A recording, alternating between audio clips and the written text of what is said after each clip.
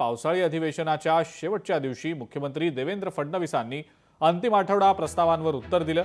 अधिवेशनातील घटनांमधनं काय संदेश देणार असा सवाल विचारत फडणवीसांनी नाराजी व्यक्त केली।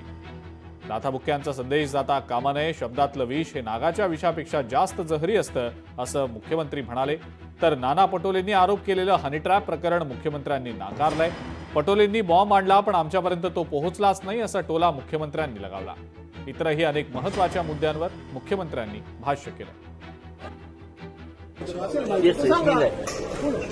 नितीश राणे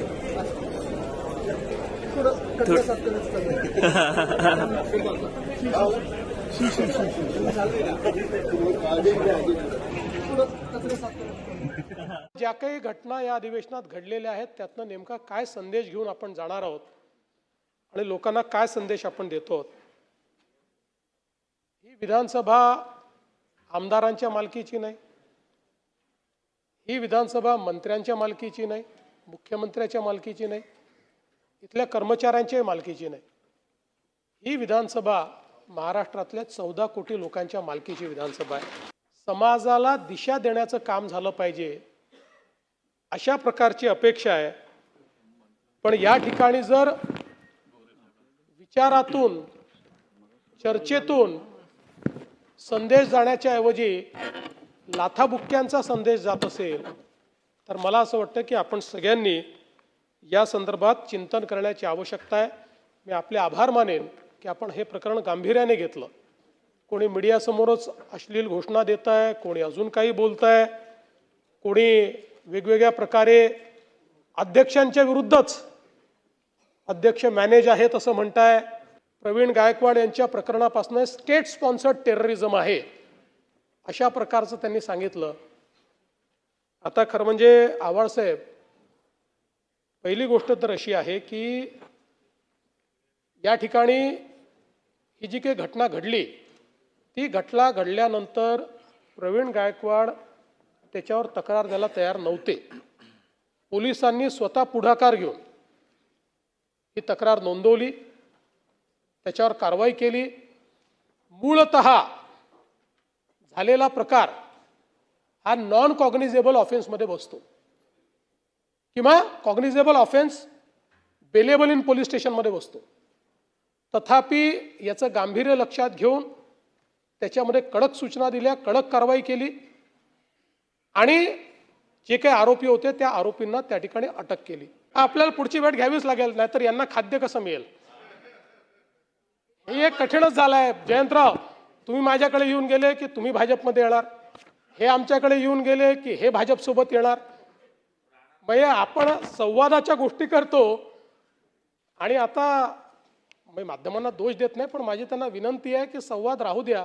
कोणी कोणाला भेटलं म्हणजे तो त्याच्या पक्षातच चालला आहे किंवा त्यांची युतीच होते आहे। एक गोष्ट कालपासनं या सभागृहात होते आहे ती म्हणजे हनी ट्रॅप। कोणचा हनी ट्रॅप यांनी आणला मला समजतच नाही। आणि नाना भाऊने तर कुठला बॉम्बच आणला म्हणे। नाना भाऊ आलाच नाही आमच्यापर्यंत बॉम्ब। बरं आमच्याकडे, बरं तुमच्याकडे असला बॉम्ब तर आमच्याकडे दिला तर पाहिजे ना। ना हनी आहे ना ट्रॅप आहे। नाना भाऊ, असं एक कुठली घटना घडली असेल तर ती मांडली पाहिजे, पण माहोल असा क्रिएट होतोय आजी माजी मंत्री। आता सगळे एकमेकाकडे पाहून राहिले, इकडे आजी मंत्री आहे, इकडे माजी मंत्री आहे। हे आजी मंत्री आहे का माजी मंत्री आहे? कोण फसलंय हनी ट्रॅपमध्ये? कुठल्याही आजी माजी मंत्र्याच्या हनी ट्रॅपचं या ठिकाणी तक्रारही नाही, पुरावेही नाही, अशी घटनाही समोर आलेली नाही। डावे आणि कडवे डावे यातलं अंतर आपण समजून घ्या। आपल्याला थोडक्यात हे अंतर सांगायचं असेल तर इस्लाम आणि आयसिस यांच्यात जे अंतर आहे तेच डावे आणि कडव्या डाव्यात। कडवे डावे म्हणजे लेफ्टिस्ट एक्स्ट्रीमिस्ट, लेफ्टिस्ट एक्स्ट्रीमिस्ट। त्यामुळे डावे आणि कडवे डावे याच्यात हे अंतर करण्यात आलेलं आहे।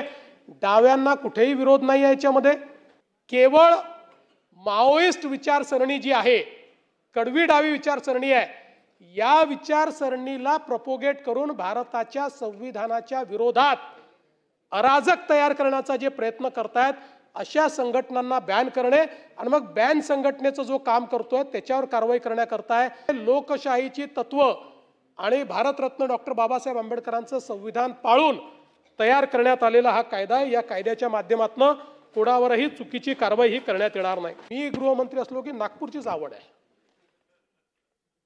सुनील प्रभू साहेब काय असं करताय, का नागपूरला बदनाम करताय आपण?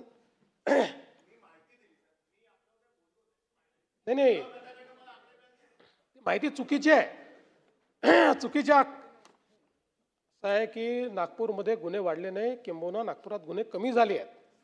मी आपल्याला सांगू इच्छितो की आपण जर विचार केला तर राज्यामधले गुन्हे कमी होण्याचं प्रमाण हे 6.5% आहे, पण नागपूरमध्ये गुन्हे कमी होण्याचं प्रमाण हे 11% आहे. आणि आपण जर मागच्या वर्षीची तुलना केली तर 581 गुन्हे हे नागपूरमध्ये कमी झाले आहेत.